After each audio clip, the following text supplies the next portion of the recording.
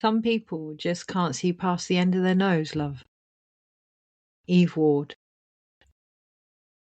Do you give yourself what you provide others? Then how can you truly know what it is you offer or who you are? I need a new one. My recent experience has cracked and broken it again. I can't use it properly without everything leaking everywhere. And I don't just mean the goblet I've decided to replace my gin glass with. The last 24 hours have been necessarily clarifying, once again. Whilst I can stay on the surface feeling the pain of not receiving the support I longed for, the anger of others unable for whatever reason to see this and ultimately me, or the guilt and shame as a result, my own, the reflection onto others. Instead, all I can hear are my mother's words, said a day before she passed.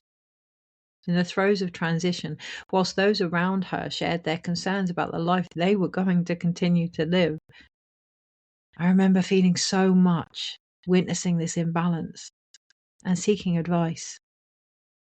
With so many options regarding the actions I could take in response, I chose presence, listening, observation, to sit with it all. Ultimately receiving the only thing I could or wanted to take forward. In here, and here. The centres of wisdom, love, and giving my mother had indicated to find her always.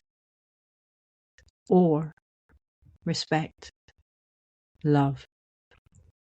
Alongside the necessary decision not to shy away from it, no matter the guise worn.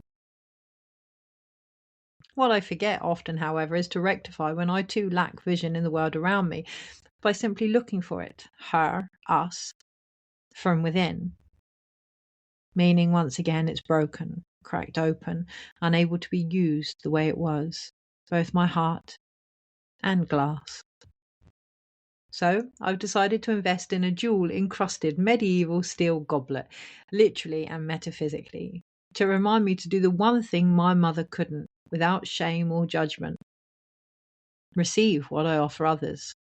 Of course, there's a fine line, some may say boundaries, that need to come into play to ensure this, which I can either naively expect others to apathetically uphold or create in the fires of my own emotions, for the real transformation I'm being gifted. Sensing into this earlier, shuffling the tarot for the daily dose, thinking about my mother's wisdom, I randomly selected from behind the Knight of Coins, underneath which sat the Death card. Tuning into the unknown image in my hands, the song Sail Away in my head, visualizing a white boat made of feathers, similar to the Six of Swords in my mind's eye. Hearing with heart expansion, compassion, and truth. It's time to move on now, okay? I turned over the Nine of Pentacles, beneath which sat the Four of Cups. Today, have patience. See any honesty rising for the productivity it will inevitably bring. Recognize the transitional phase we are all in. The endings, closure, and enlist new possibilities waiting to be brought forth.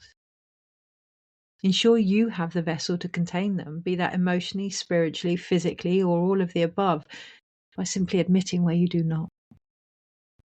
Any increasing discomfort is here to highlight a resistance in change. See the solid vision you have of the future you wish to create, but don't forget to include yourself in it. How does it differ from where you are now, and what steps can you take to bridge the gap? This is on us all.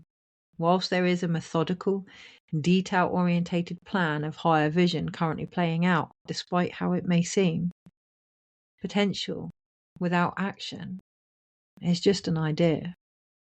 Turn hope into reality by embodying the world you want to be part of.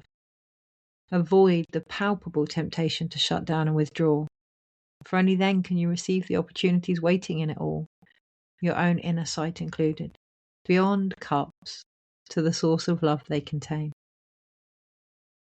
May we each celebrate connections to this that sustain us, or at least look at the ones that don't. In deepest moon eye, I ask you now, is that a cheers? You know where I am. Take care. Kirsty.